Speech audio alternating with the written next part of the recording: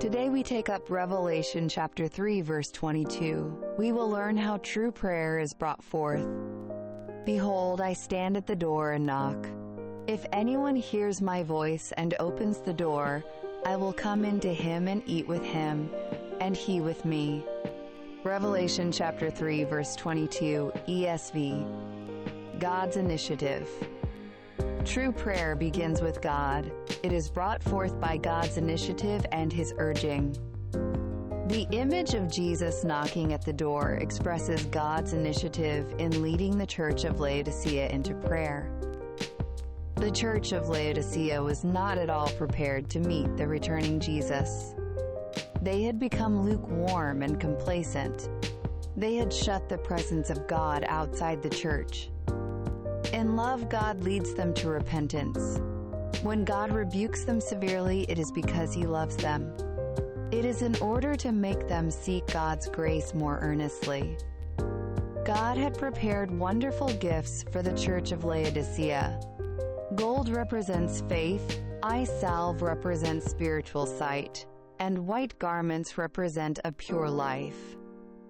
God was working upon the Church of Laodicea. He was seeking to produce deep prayer within them. If God is knocking at the door of your heart, it is in order to lead you to repentance. It is to prepare you to meet God. True prayer is something that is produced by God's spiritual initiative. Awareness of helplessness. What brings forth true prayer is the awareness of helplessness. The realization that there is nothing you can do on your own. They could not see their true condition. They were completely unaware that they were wretched, pitiable, poor, blind, and naked. Their lukewarmness came from self-satisfaction. They thought, "We have become rich and we need nothing." But God knew their deeds well. True prayer begins with recognizing your own poverty and lack. Your poverty and lack are by no means negative. They are not something that causes you to give up or draws you away from God. Rather, they bring you closer to Him. They are the driving force that makes you seek God more earnestly than anyone else.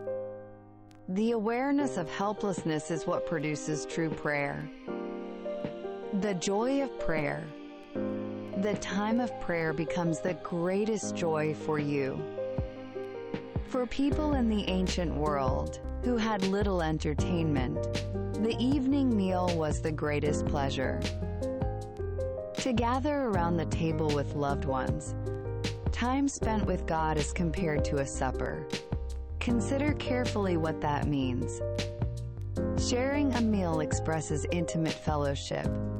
You can confide in God about troubles that you cannot tell anyone else and entrust them to Him.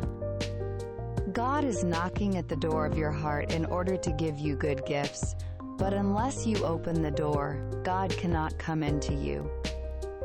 Are you hearing God's voice that urges you to pray? Do you have ears that can catch His voice? The time left for you to receive grace from God is not very long. Whether you open the door and respond to God's voice, that is for you to decide. If you hear God's voice and open the door, you will receive wonderful gifts from Him. You will enter into a world of prayer filled with joy. Behold, I stand at the door and knock.